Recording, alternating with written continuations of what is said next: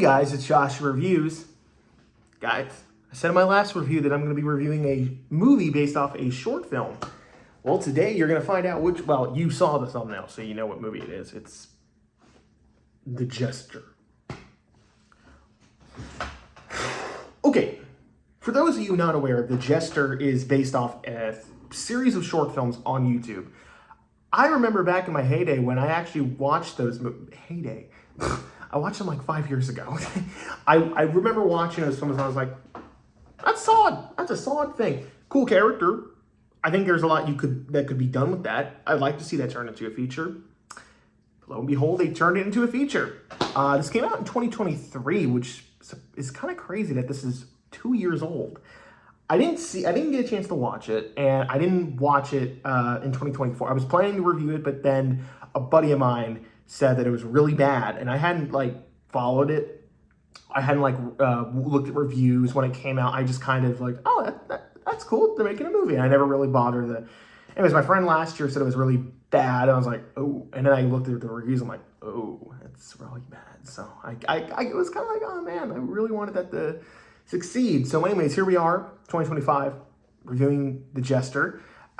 So many people online have bashed this movie, which is very disheartening because I liked the short film and I wanted to see where they could take the character because he's a really cool character. A lot of people compare it to Art the Clown, but I never got that vibe. I more got because Art the Clown is very vicious. He is a slasher character. He kills people. He brutalizes their body. He will go out of his way to torment you just for fun. The Jester is more interested in doing a magic trick, but, obviously with a sinister intent. But it's not graphic as more as it is how did he do that? But also, I got to get the fuck away. So I was very interested to see what direction they would take this, or take his character in with this movie. And I got to say, I'm a little let down. I don't think this movie's nearly as bad as a lot of people say it is.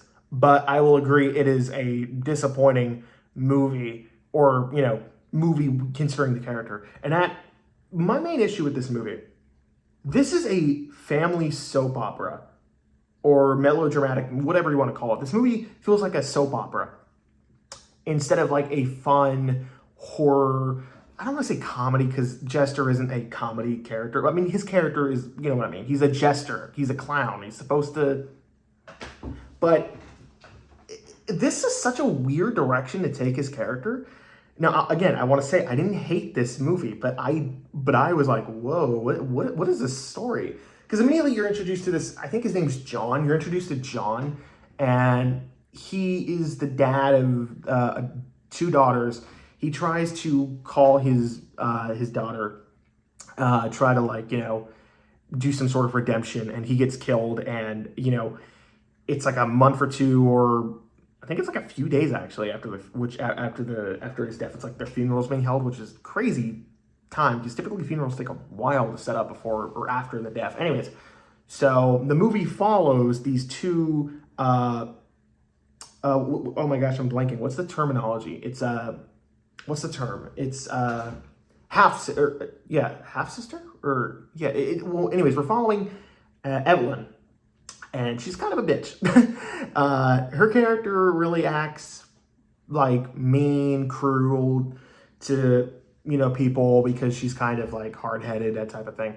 Anyways, and then you have her half-sister, or not stepsister, but it's explained that John had Evelyn and then left that family, left his wife, left the daughter, at a certain age, age 5 or whatever, and married this other woman, and he had his second daughter, Jocelyn, whatever. And now the Jester is following Evelyn and Jocelyn and trying to kill both of them, but it's also explained that the Jester is trying to make them rekindle their relationship with sisterhood, and I'm like, what? So, okay. We'll save that for later. The main issue I hear a lot of people have with the movie is the acting. Yes, the acting isn't that great. And I didn't expect, Oscar-winning acting with a movie like this. This was obviously made with a budget. I think the exact amount was like $100,000, which Terrifier 2 was made on a $200,000 budget. I feel like there's a lot more they could have done with this budget. I will say this, the movie looks really good. It looks really nice. It looks shot well. I forget the director's name, but he knows how to direct shots. He knows how to direct light. The movie is dripping with that orange October feel that I was like, I like that. But again, I feel like the whole Halloween setting is more of a backdrop. It is more prevalent in this movie than it was in the last movie I reviewed, Night of the Ripper, where it just kind of felt like it was just not even there. Like you could totally skip it. It really just didn't feel like it was necessary. Like, why is the Jester killing people on Halloween night? There's no motivation behind that. And the motivation they do give the Jester is weird because, again, he's supposed to be, like, at least in the short films, he's portrayed as this evil, sinister magician clown Jester that's, like, killing people for fun. But it's not in, like, graphic or brutal ways. It's just like, they're more, the kills are more like magic-y, like they're magic tricks. But here they really try to like hype him up as this slasher, which isn't his character, I feel like. But he's also portrayed as like this like supernatural entity who wants people to kind of like rekindle their relationship, or like it's kind of like the Look-See from Crypt TV, where it's like, I forget the exact rules or the lore behind Look-See because it's been a minute, but which is also another character I like to see turn into a feature film because it's a really good, really cool character. But here it's just like, he keeps popping up, and I keep like thinking, okay, if his main objective is to have these two sisters rekindle their relationship, why is he going through so much effort to kill these random these random people in his way? Like, there's no motivation, or the motivation is very unclear. That being said, I actually do think that the acting from the two main leads, Jocelyn and Evelyn, are really good. Like, okay, I don't want to say they're great, but I was like, okay, like I believe their chemistry, or their kind of awkward chemistry. It is a little hard to sympathize with Evelyn considering how bitchy she acts, but you know what? I do like a story where a character tries to redeem herself, and I do like the attempt at actually trying to tell a compelling story. I just think it was misguided because this does not feel appropriate for the Jester. The Jester is this killer clown who does like these magician magic tricks, and it just didn't feel appropriate. It just felt very off. And there are moments where I'm just thinking, okay, this could be going in different directions, but here we are watching these events unfold, and it just kind of felt like, eh. When the Jester is doing his magic tricks and when he's doing the kills, it is kind of cool. There's a few cool deaths in here. There's one death where he takes the guy's eyes and he takes all the guy's teeth, and it's very brutal for the budget, but it was a cool kill. And I do like the hanging. I think it's off screen, but the implication is there, and it's like, ooh, that he's dead. So I like that. But I'd be lying if I said that this film was kind of lacking in the kills. I know I just said that there are some kills that are cool, but like that's like maybe 2 or 3 kills. The rest of the kills are just whatever. Like, for $100,000 budget, they could have done a lot more. Or I think this movie was shot in Canada. I don't know what the difference is. I don't know. I might have gotten the details wrong, so my bad if I did.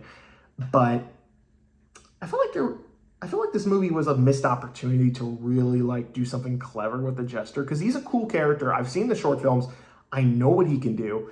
And I think that this was ultimately more of a letdown than like a film I was genuinely pissed off, because I think this movie has a 1.9 on Letterboxd.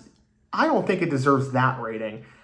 I'd maybe say like a 2.3 out of 5, maybe, but not a 1.9. That feels a little overkill. I mean, I'm not saying this movie is good, but it's not the worst thing I've seen. I've seen way worse. Because I did like Jocelyn. I did like her character. I like that they did attempt to tell a story. And when the Jester is doing the Jester thing he does, I was like, okay, this is fun. This is fun. And I wasn't bored, which is surprising. I thought I would have. That was my main concern going into this movie. And that's probably why it took me so long to review it, because I was like, this movie's going to be boring. But it actually wasn't. I was like, okay, story's misguided, but I'm interested. I want to see how it ends. And I did kind of like the ending. It was a nice, sweet ending. I was like, huh, this doesn't really feel like it feels misguided. I keep saying that. This movie really did feel misguided. That's really the best way I can say it. But yeah, I didn't hate it, but it was disappointing. So I'm going to give it a C. Yeah, I'll give it a C. C minus. I'm stuck in between. I didn't hate this movie, but giving it a C kind of feels. I'm gonna give it a C minus. Yeah, C minus. Anyways, but guys, the Jester 2. I got to see that in theaters, so I gotta check it out. Gotta see how it is. So, anyways, would you like to see a magic trick? Oh, editing.